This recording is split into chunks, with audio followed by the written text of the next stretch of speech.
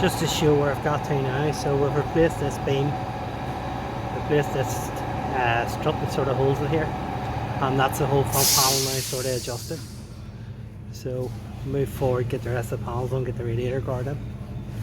I'm going to take this opportunity because it's quiet for the minute. So what I've done is using the porta power, which is a portable ram, and now we're just lining up all the bars and parts. This was the extra strengthener I was waiting on. This is one of the parts of the crust protection system that's actually bends in an accident, and all these parts brace and line up. So to get them all to line up, I'm using the porta power, and then that means that everything just drops in, all the bolts. So it means that the front of it's perfectly square, and then we'll move forward to placing the radiator pack and the intercoolers into the front, and then that should be it.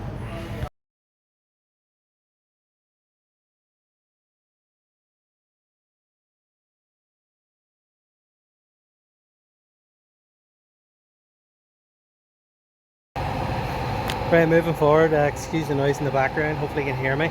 So radiator's fitted, that's it in its proper mountings, all the hoses connected, aircon connected, all the trims, the panels, everything's where it should be as it was from the factory.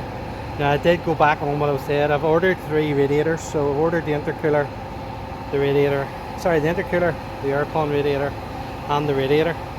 But the car that I went to the other day, although these look a bit dirty, these are actually in very good order. And whenever we checked this here, I checked in the actual scrapyard, and it was still holding gas and holding water, so there's no leaks. So that's a genuine fit item. So it was quicker to do that.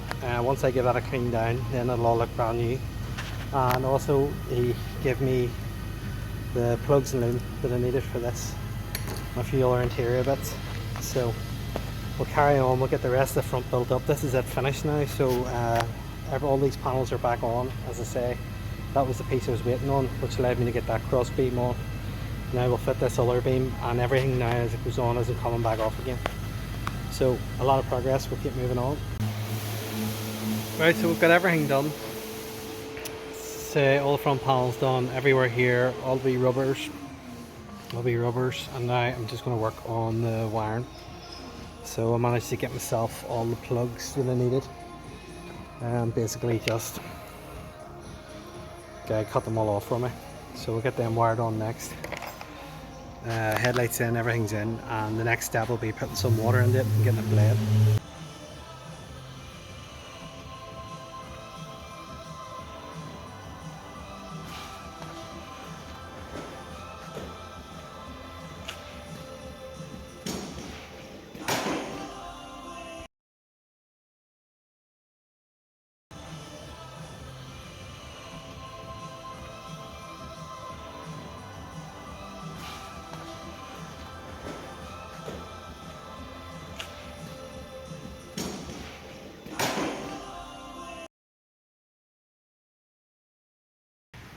Right, bit of a mixed video today, because what's happened is I've actually had to go backwards. In lining everything up, I discovered that the hinges were bent and had actually been activated. So these are rams.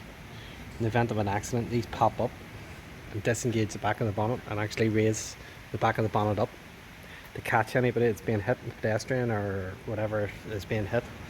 So they had fired, and they should have a sticker over them, and I didn't realise, I hadn't really looked close enough at them. They were actually activated, and the hinges had been activated. So a lot of trouble lining things up. Ended up I just went to the Salvage one again, and 2 hinges pulled off it with the 2 new rams. So that's them fitted.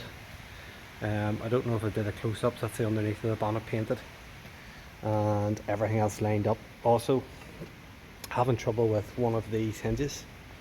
So there's a hinge that latches on each side, latches to the bonnet, and this one here was messing about all day and basically just sticking. So I have it removed, and I'll wait until I have that, and as soon as I have that, I'm going to have the bonnet on and closing it up and closing properly, then I'll go ahead and paint the bonnet. So as much as it was all built up, again, it's very easy to pull off everything, and the main thing is to make sure that everything opens, closes, lines up and everything else. So yes, it looks like it's went backwards, but actually I've probably better off with the likes of the hinges, which I always did suspect these anyway. Better off getting them on now and getting everything else sorted. So that's where we're at. I'll have to wait until I get the other latch, which will probably be tomorrow again, and then a couple of hours putting it together and making sure everything final fit, and then we'll be painting it. So I'm hoping to have this finished by the weekend, sort of 3 or 4 days. So just keep watching, and we'll see how we get on with it all.